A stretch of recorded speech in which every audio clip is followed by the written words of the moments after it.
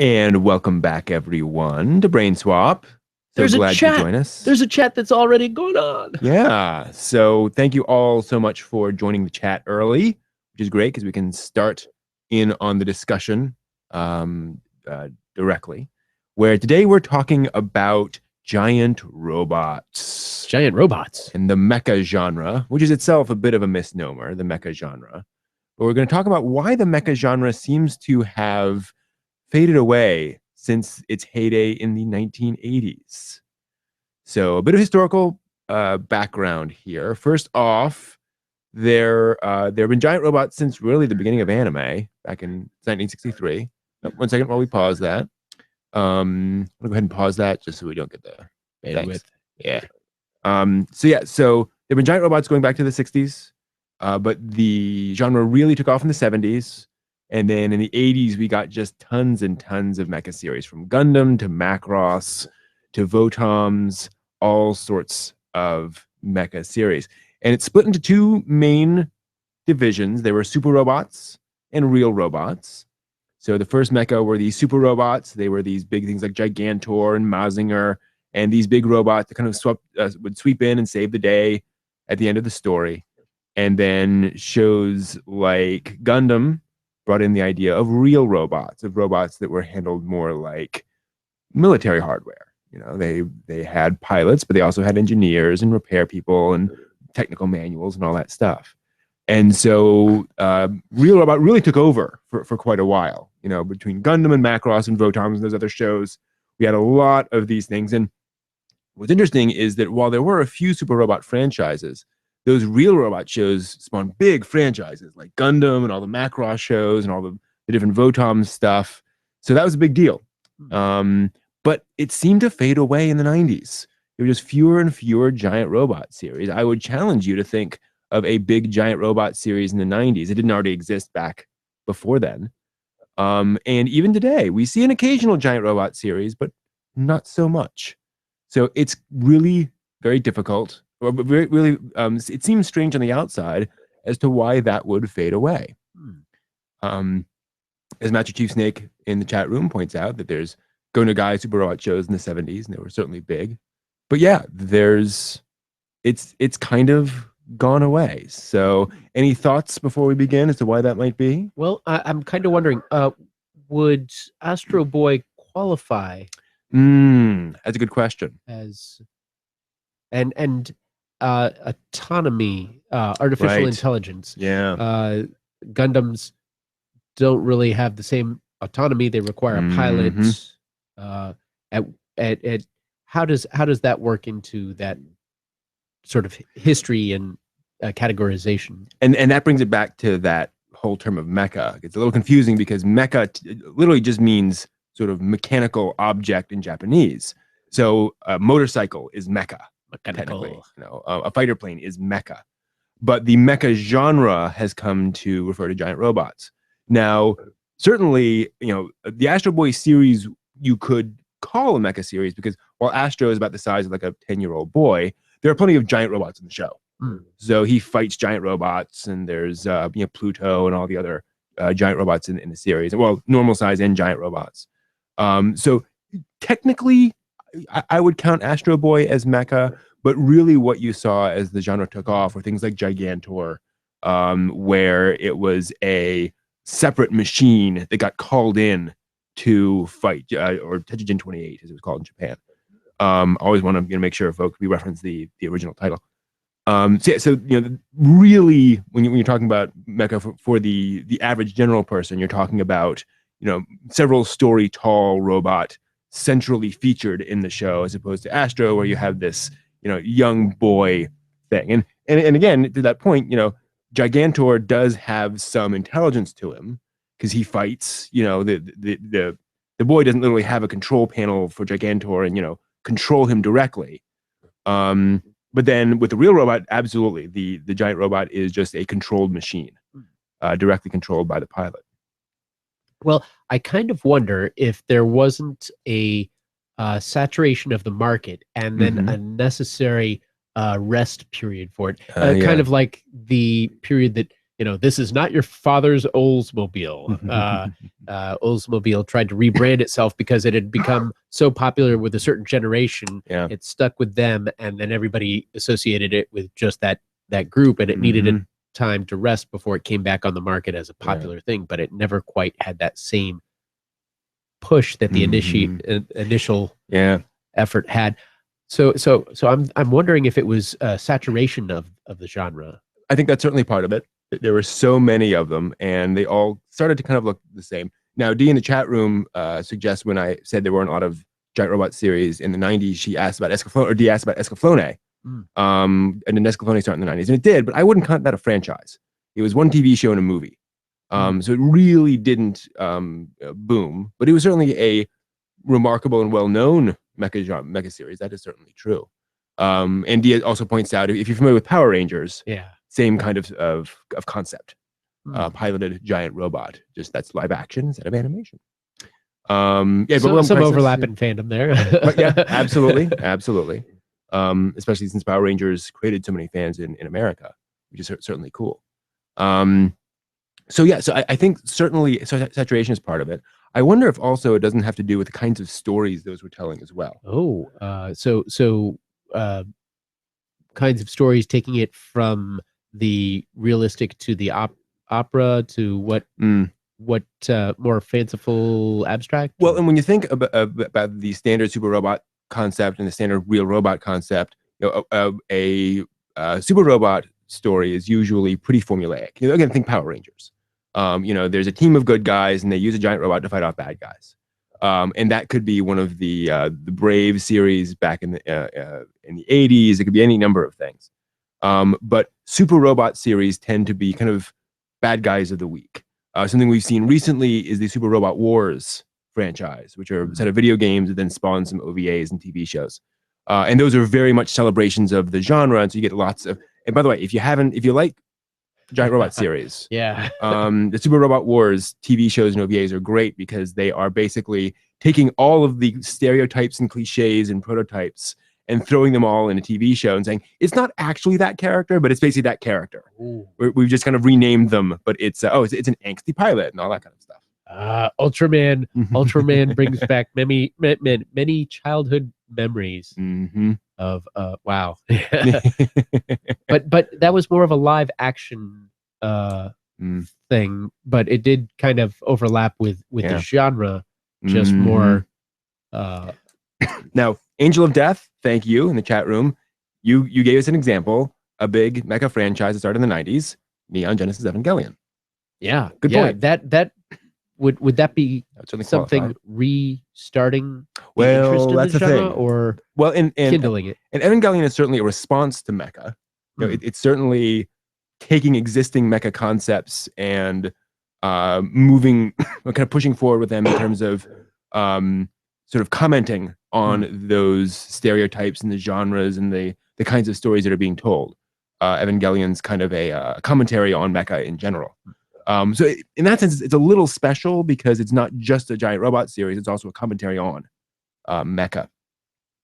But yeah, so Super Robot series tended to be pretty formulaic, and I think that's one of the reasons why those tended to die off. Oh yeah, if somebody's seen one and they've got the gist, they start watching the next one and they say, "Oh wait, this is a variation on that theme," and it's not far enough of a variation to be interesting and engaging. And it's complicated too because, for example, for the Power Rangers franchise and the whole Super Sentai concept in Japan, that has gone on for decades and decades.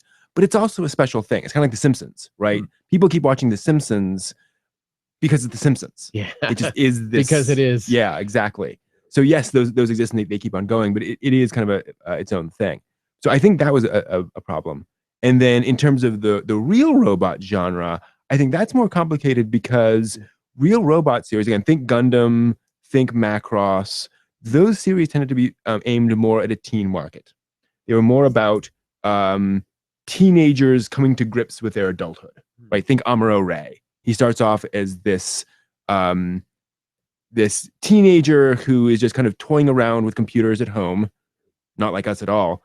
And he gets sort of swept up in this thing, and he learns responsibility. He learns to affect the world through this giant robot that he now has to pilot. And here's the issue. I think a lot of anime fans grew out of that.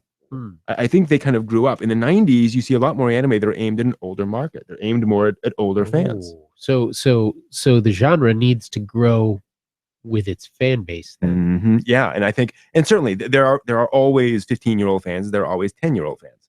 But I think fandom in general coalesced into these otaku who then, continue to sort of grow into that, so that now we have all these 20-year-old, 30-year-old otaku in Japan. And I think that was happening in the 90s. I think folks were moving on to where they didn't want these adolescent fantasies anymore as much. So less fantasy, more sci-fi reality. So like bodysuits, augmenting. Right. Well, and you again, someone mentioned Bubblegum Crisis, which came out in the late 80s and was a pretty big franchise in the early 90s. And that was about women wearing hard suits, which are basically just, augmented armor, robotic armor. And that served its own interests. And then they were all adults in that story, also, interestingly. Well, late teens, early adults. And yeah, I think those stories became more interesting. Again, over here, you think about Cowboy Bebop, Trigun, Serial Experiments Lane, a lot of those other anime of the 90s, especially the late 90s. And those really weren't tackling those same topics of coming to grips with your responsibilities to society in the same way.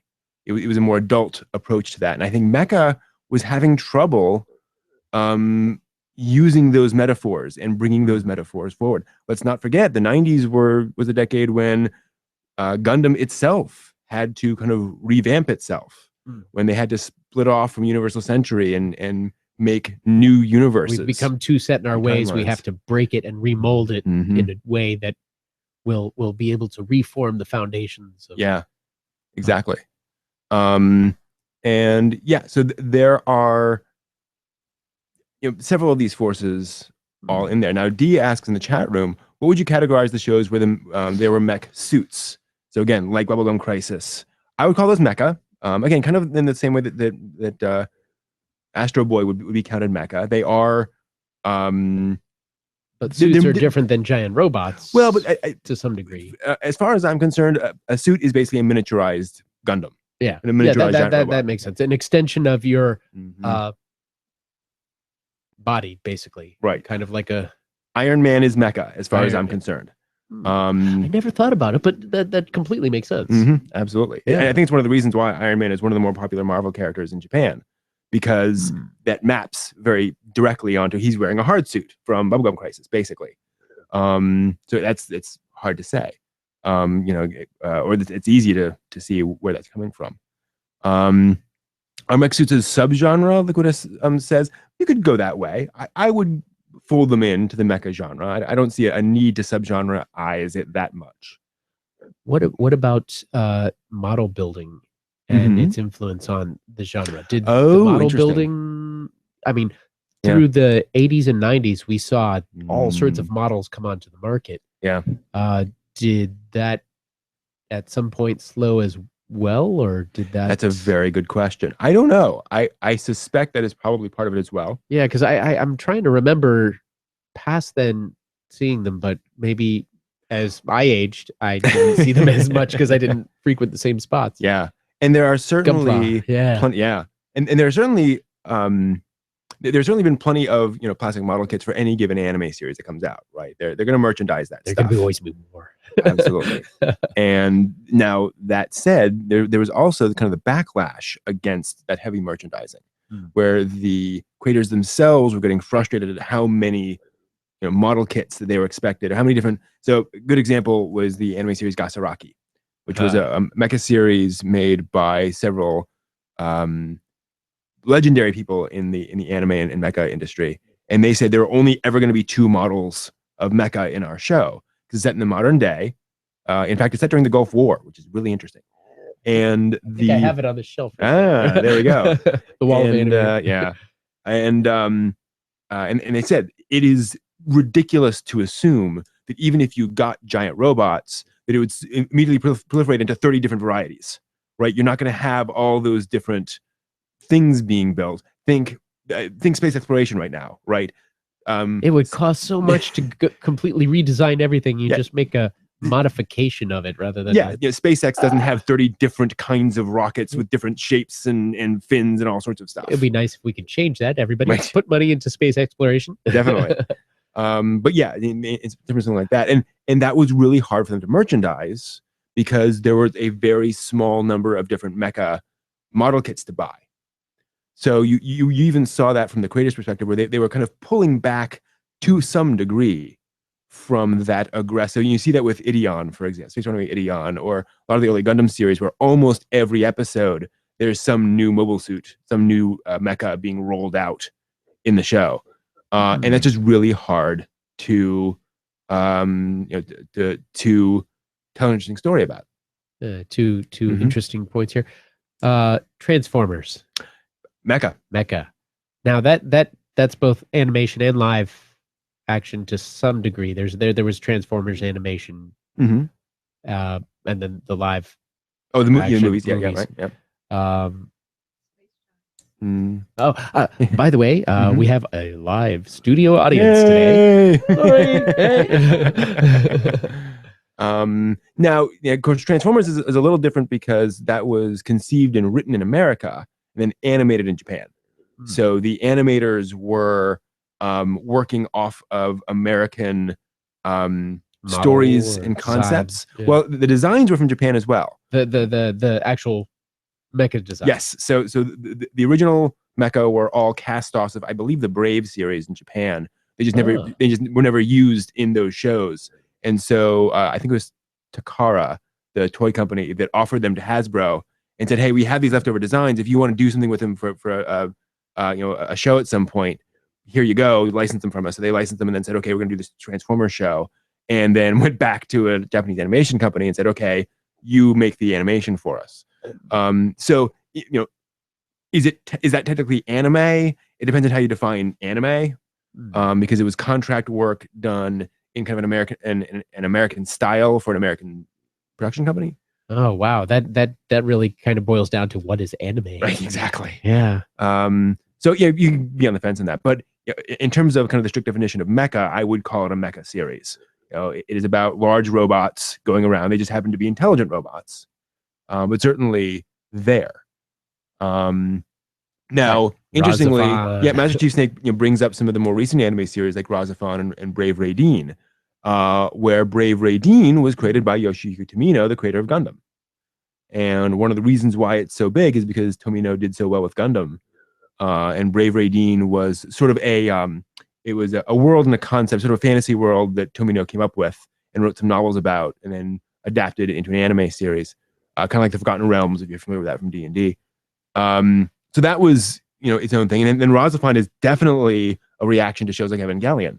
So even the shows we're getting these days are more spinning off of or reacting to other shows as opposed to building something new or otherwise being considered kind of continuing on with the basic concept. So you think of shows, I'm trying to think of actually some recent mechas. So Gargantia the Verdurous Planet, which came out a couple of years ago, was definitely an original mecha concept. It remixes things, but it's a new world, it's new characters, and bringing that together. We're not seeing that much in mecha these days, the way we used to, where, okay, you have, the energetic girl and the serious pilot and whatever, but it's new concepts, new worlds. Yeah, it's seeking out new stories in old land, trodden areas. Yeah, and so to finish up that point, as folks were mentioning in the chat room, a lot of American animation is actually animated overseas. It's surprising how little is actually animated in the U.S. Exactly, even if it is a U.S. show. So that kind of complicates the whole question. And it's with the internet that so much of this has become file transfers from country to country. It's almost like the situation of an airplane. Only a certain percentage of an airplane is built in one.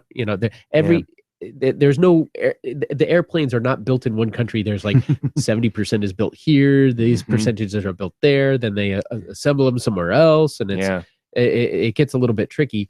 Much less cars. So trying to say, it's from this place. Well, maybe part of the design was, maybe the overall design, but not the subcomponents. It really gets kind of nebulous when you get down into the details. Yeah.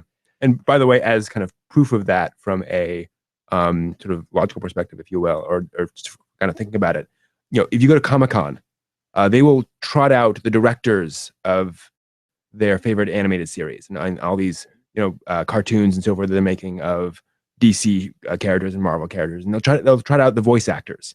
They might even trot out the writers. Why don't they ever trot out the animators? Yeah, I want to see that. Right, it's because they're all Korean or Taiwanese Bring or them Japanese. I'm sure they'd love to travel to it. Sure, absolutely. Yeah. But that's the reason, is because it's not being done here; it's being done over there as contract work.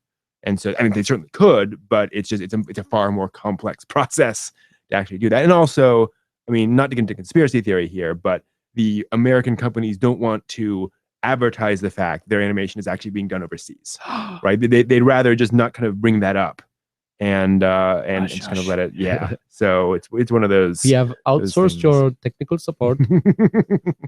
That never happens. So yeah. So getting back to the topic of Mecha.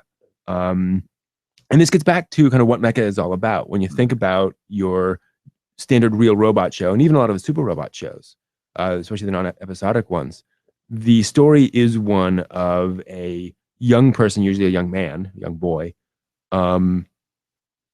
taking on responsibility. Yes.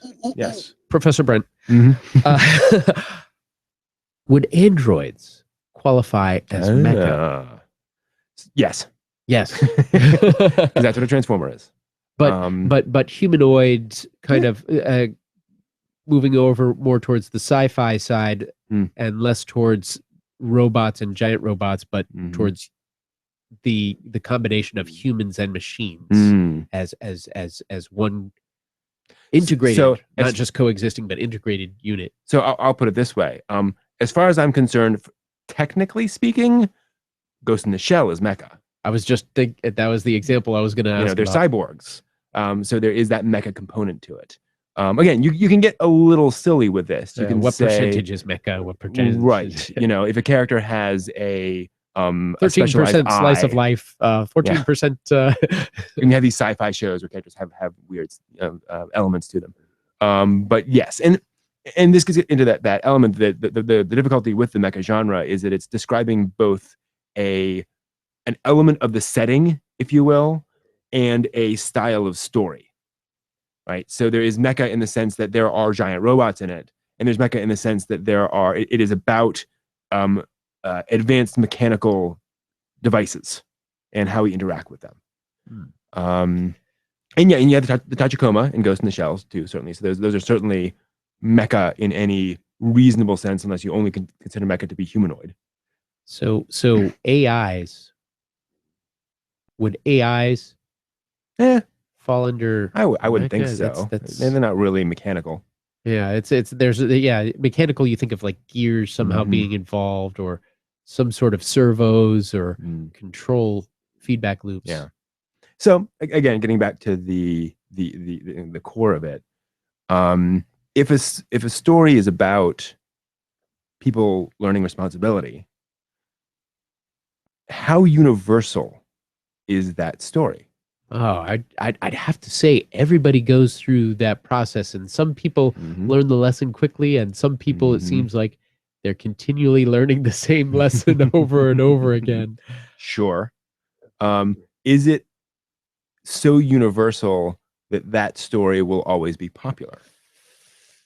That's hard to say. That's what I think is happening. I think that just like we've had a fantasy boom over here in the past decade or two, and just suddenly people were interested in Harry Potter and vampires and all these various things, which is great. Nothing against it, but I think that's, for lack of a better word, a fad. So the trend comes and goes and comes and goes. And I think Mecha is a trend just like that. There's nothing inherently good or bad about the trend. It's just something that caught a lot of people's attention and really spoke to a lot of people during that period. Now, there's another element to it too. The 80s were a significant period in Japanese history. It was the period of the Japanese economic boom. Yeah, production, money, Right. power. Money all over the place. So when you have an anime series, or when you have any series that is about these highly technological items made during a time when Japan was producing lots of high technology items and had lots of disposable income to spend on those items, that makes sense. That fits that concept. That fits the zeitgeist of your society better than it does when your economy's crashed and folks are struggling more with those monetary things. Suddenly bright, shiny, giant robots that we're all pumping out every day because we have the manufacturing capacity to, kind of in the back of your mind, that doesn't fit quite as well. Now, that is a stretch. I totally acknowledge. Well, it would be interesting to see to track the genres as they go through economic boom and bust periods. What genres become popular when people have lots of disposable income? What becomes popular when people are a little bit harder up on their cash? The schoolgirl skirt quotient, I believe it's called. The length of skirt, length of depending skirt. upon. Yeah, economy goes up, skirts go up. Skirt length goes up, which is again, it's one of those odd correlations. Zeitgeist. Now, D points out mecha creators will have to look to the 21st century. Jess Munster in the chat room says, I believe mecha will have a comeback. The creators will have to look at the 21st century and ask how to make it relevant. I think you're absolutely right. Mecha, I think, is a flexible genre, but we're going to have to find, just as super robot shows in the 70s, which are about, getting this awesome power and having a very, tween kind of a concept of somebody gives you this cool thing and you get to use this cool thing and be really cool. And then Real Robot is about, the responsibilities of adulthood, which teenagers are struggling with. So I think we're going to have to find how that concept can be relevant. I think that's really important because relevancy is what it's all about. And if you can connect to your audience, then you can make a story that they can relate to. And all that has to do with being able to deal with issues that people in an abstract way are dealing with in their own lives. And so as we see technology progress in everybody's lives, we've gotten rid of typewriters. Tape decks are disappeared practically. Even DVD players now are moving on the way out, and file-based everything is moving in. And kids growing up these days don't have necessarily a frame of reference for some of the storytelling techniques that were used in the past. For example, I have a colleague and friend who was telling me about his first grade son who does everything with Netflix and file-based. Sure. And he has no concept of the idea of a channel. So clicking the dial or like punching in the channel number, he just goes to the file itself. There's no concept of channel. Well, channel is a concept as well as the literal channel, because we use channel for talking about communications channels and things like that. So that changing frame of reference needs to apply to the storytelling technique as well. You don't see deep monitors, CRT monitors in new anime. Yeah. But you do in the old anime. Why is that box so deep? Why does that control room take up so much space? Why is it not just a flat panel touch instead of? And so being able to relate to something that the same thing can be applied to life situations as the culture deals with more relevant issues, that can be brought into the narrative technique in a way that will be able to relate the audience to the genre better. Totally. Well, and as folks are pointing out in the chat room, we're building giant robots now. Yeah, we really are. You have Tsurubashi Heavy Industries making the Karatas, which is a Japanese mecha, and then you have a Megabot over here in America that have playfully challenged each other to a battle. All that comes from anime. And in the real robot scenario, a lot of medical workers in Japan were helping turn over patients, were hurting their backs trying to move patients who were disabled. Yeah. they came out with an exoskeleton to amplify the strength of the caregiver so that they could turn over a patient so they didn't get bed sores or lift them up out of different devices for wheelchair or things like that. And they came out with this as an augment, a real application of robotics. And you can imagine, I mean, I think robotic caregiving of the elderly is going to be one of the big things in the future. Just a tangent a little bit here, because you imagine a lot of the caregiving is injection like that, you know, turning over people in their beds. A lot of stuff that can be easily automated in ways where you can have human caregivers as well, obviously. But a lot of those things don't necessarily require, they don't necessarily require a human brain to make those careful decisions about it. It's automatic that, okay, you need to take your pills, it's 2 p.m. And you know, and a robot can be there to do that. Although it is a little, you know, we do have to be careful about giving Alzheimer's patients robot caregivers. Yeah, because that can freak them out every single morning. Dealing with Alzheimer's, that's going to be a really tricky one, because that even recognizable stuff is then sometimes not recognized. Yeah. But to expand Mecha into other areas, disaster relief, drones, police and military using robots to go in and defuse bombs or pull people out of a situation or communicate or get out a terrorist or hostage situation. All of that is actually used now. And Kaminoko pointed out in the chat room the idea of robot care for the aging, especially in Japan with its aging population. If you want an interesting take on that, actually, from the anime perspective, there's an anime movie called Rojin Z, Roujinz, which is all about a robotic bed that is given to an elderly caregiver, sort of a prototype, and then kind of goes rogue to fulfill its elderly patient's wishes, and kind of runs amok because it kind of that 2001 HAL idea where it's being told to do something and it does it, even though it's not necessarily the best thing for everyone. So it's definitely, you know, something that they've got to that has been a topic. Rogue technology. Imagine that. Yeah, so it's been a topic in Japan for a long time. It's something that has to be dealt with at some point. Yeah. I like the idea of getting a robotic massage chair. Nice. The lower lumbar. Right there. Yeah. But this gets to the point that mecha series in Japan have tended to not focus on the everyday social advantages of mecha. They focus very much on mecha as effectively war machines. Whether it's a super robot show where you're fighting off, you know, giant alien invaders, or, you know, Rita's those stuff, are exciting areas, but we've seen potential areas for it to be made more exciting in these other areas. So, you know, as we progress our technology, the storytelling is probably going to base off of that, because that's an interesting thought. Maybe mecha is not going to be, you know, these big war shows.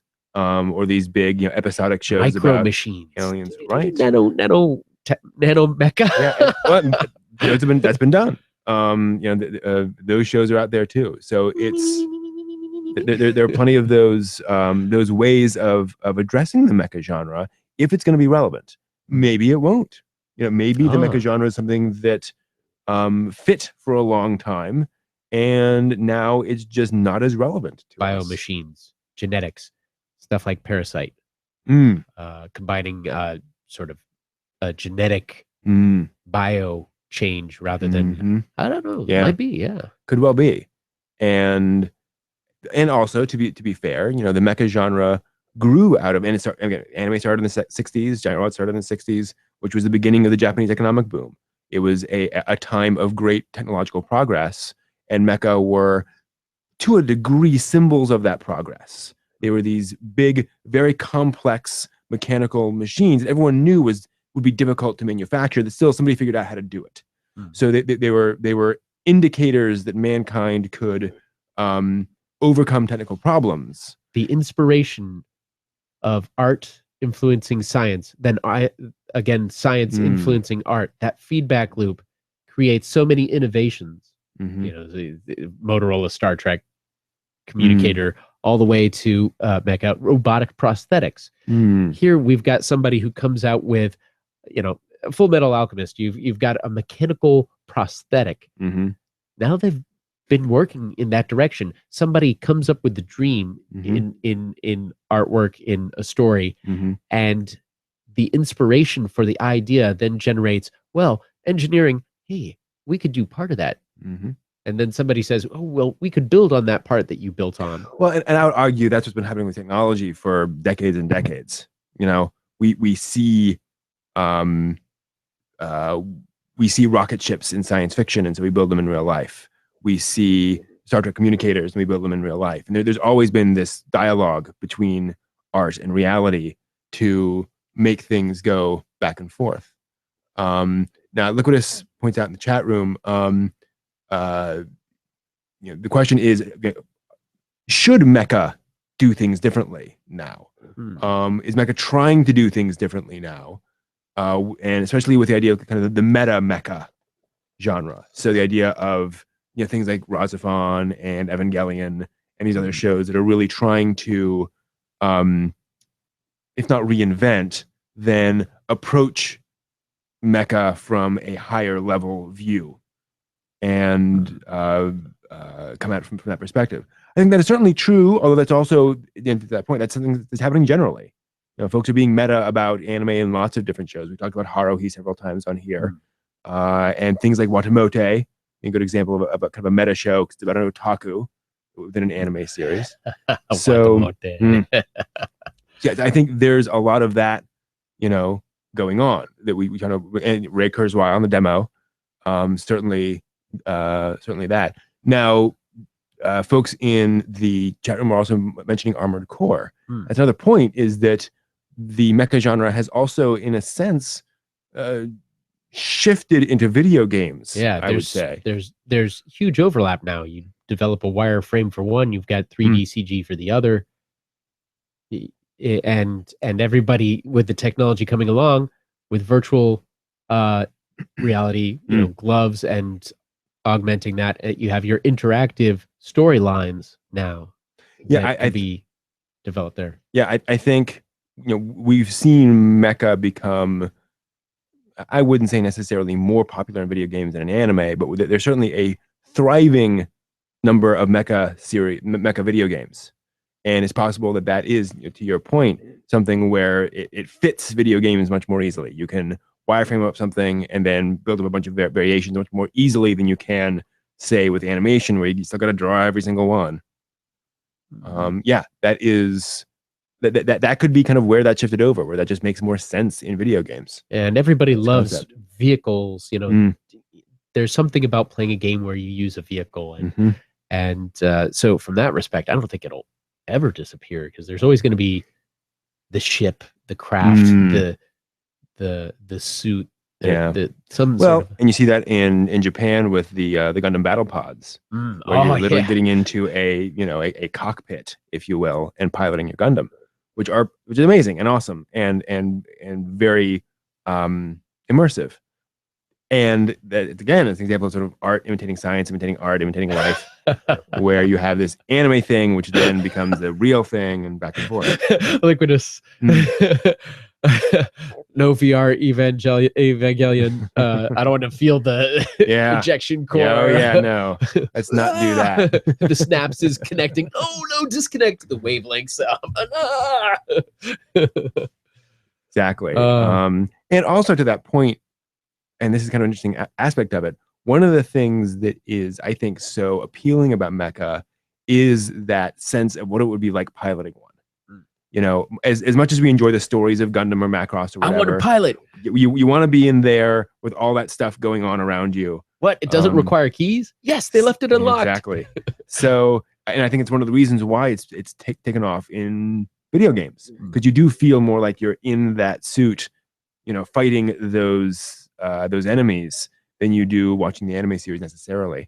Although that's certainly gotten a lot better. I mean, we were just watching the first episode of Zeta Gundam, and I was remembering how much more immersed I was in the pilot battles in Zeta, that I felt more like I was in the cockpit with them while they were fighting been in Mobile Suit Gundam even. Now, the immersion jogged my memory of a small, actually, it was a rather large panel that we attended during MagFest, where the discussion of immersion and what it really is immersion when you're dealing with gaming, and to what degree do you get engage with the environment to the exclusion of the outside world and lose yourself into the fantasy of it. Yeah. And to be clear, and you can very quickly get a little lost in what immersion literally means, as that panel kind of did. It's a lot of different ways of kind of slicing and dicing that. But it is certainly an important topic. Is the closer you can get to feeling like you're actually in that cockpit, the more you feel like you're outside of your normal world. And we've been always trying to do that in games, going all the way back to Battlezone. You look at Flight Simulator. You're learning the tools of how to fly. Basically, there's so many different things. I think of the movie, was it The Last Starfighter, where a video game was used by aliens to vet humans to find a good pilot. Yeah, and the military. The U.S. military has actually developed a game to kind of get people engaged in that kind of thing. So the teaching process that can go along with having fun and learning about those is definitely something that can exist, whether it's used for good or bad. And by the way, if you guys ever get a chance to play around with an Oculus Rift or such things, there are a couple of games that simulate kind of what it would be like in a mecha suit. And they are some of the most compelling games for the platform. And I'm just going to see if I can pull up the names of these. So there is, believe it's a is it Warscape Alpha? I'm trying to remember. No, it's not Warscape Alpha. Vanguard V. So Vanguard V is actually a Rails shooter that is a mecha. It's a hard suit based thing. And then there is also, I'm going to try and remember what it was. I think it's called Blastbuster. I'm not sure. And it is essentially simulating being in a mecha in space with lots of targets around you that you're firing at. So that very Gundam style or even Macross style thing where you're in and there are all these different things that you're sort of looking at and firing at. It feels like that. So it is definitely going there. If someone has VR Oculus or something like that and they offer you the chance, take it. Yep. Brent let me check out his, and it is just incredible. And it is, it is definitely going to be the direction a lot of stuff takes in the future. Go ahead. There's still some technological growing issues, and we'll see this, like any technology, it'll refine through each successive generation. And just to be clear to folks, I got a DK2 as a gift. I did not buy the $1,500 ones because that's way out of my price range at this point. I wouldn't turn down financing if we have an angel investor. But I totally appreciate people's concern about the technology. Although that said, I think it's just like anything is in its early days. It's expensive. Yeah. Plus, pricing for some of the devices is still pretty steep, but there are things on the make sites where you can learn how to do your own. If you're handy with crafting, there are ways of making your own goggles. And I think that's where it's going to go. People are going to take their cell phones and mod them. You can get Google Cardboard right now for like $25. Just slot your phone in, and you could even design your own cardboard from the designs, right? Using foam core and special tape. And so there are ways to reduce the price and still get the effect. Although also, as Dee points out, people buy iPhones 2 times a year. Wow. So folks going out there and buying a new cell phone frequently. I wish I had a job that could support that. Hey, that's and partly because there are financing options. You're not paying $600 that day. But yeah, I think it's going to go there. But again, we're going to kind of further off the topic of Mecha. I think Mecha has, in a sense, moved on. I think Mecha will always be there. We're always going to have giant robots anime series here and there. There have been too many for that to completely die out. But I think we're starting to explore different territory now. And with shows like Fractal, with shows like Parasite, with shows even like C, there are more, dare I say, relevant concepts to explore in anime that just don't fit as well into the mecha concept. Maybe that'll change, but I think we have seen the creators move on to an extent, a significant extent. So we'll see. It's hard to say. Maybe a reduced percentage of mecha, but still a presence. Right. Yeah. Maybe the lion's share of the genre goes to something else, but with elements of mecha. Sure. Yeah. It'll be there. It could be like Infinite Revias, where it's this space show, and then suddenly a giant robot shows up just because we want a giant robot. We're going to throw it in there. Exactly. So I think we've covered this pretty darn well, and so thank you all in the chat room. All sorts of great feedback, everybody. Yes, great chat room stuff today. And so I hope you'll join us next week with a topic that actually comes from a doujinshi that went viral a few weeks ago. Ooh. And doujinshi in the sense of fan comic as opposed to parody comic. It's an original story that a fan in Japan drew, where she was talking about how she was a big fan of a show, and then another fan criticized this movie that had come out of this franchise. And the fan who drew this said, and I realized that was kind of true, and she had her points, and so I didn't really watch the movie again after that. And I ended up not watching much more of the franchise. And it really soured me on the entire franchise. And I kind of stopped being a fan at some level in my brain. And the final sort of message of this little comic was, maybe we should be a little more careful, a little more cognizant of how much just criticizing something can have an effect on somebody else. So our topic for next week is the question of, when does criticizing anime hurt other fans in their enjoyment of a work? Oh, that's going to be good. So, and we all acknowledge that we can be critical of something, but there is a point where, well, and let's even set this up a little bit further. We're not even talking about where you just completely tear down something in front of somebody who likes it. We all recognize that that's kind of a jerky thing to do. You don't just say, oh, that sucked and you should feel bad for liking it. That's not right. But going a little more subtle than that is being seriously negative about something, even if you really dislike it, to other people. At what point are you crossing a line, right? And we've all had this person who says, well, that's just my opinion, man, right? I'm just telling you what I think. Well, socially, there's a point at which you're crossing a line and kind of forcing your negative vibes, if you will, on other people. So the question is, where is that line? At what point are we potentially harming other people with our opinions?